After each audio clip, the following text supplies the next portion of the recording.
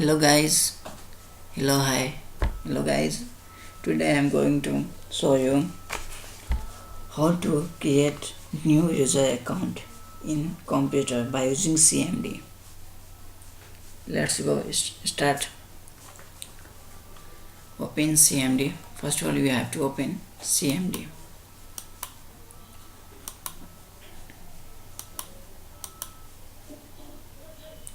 Then we have to click a window icon. Click type with the help of keyboard. We have to type CMD. We have to type CMD. CMD. Then right click on CMD. Run as administrator. As administrator. Then you have to click yes. Then open CMD. Then type net space user user space, write here name, username.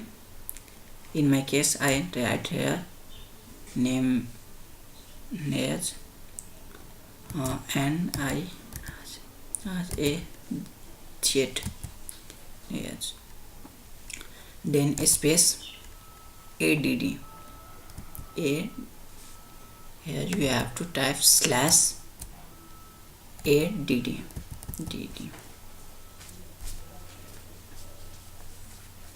Then press enter. Sorry guys, I mistake.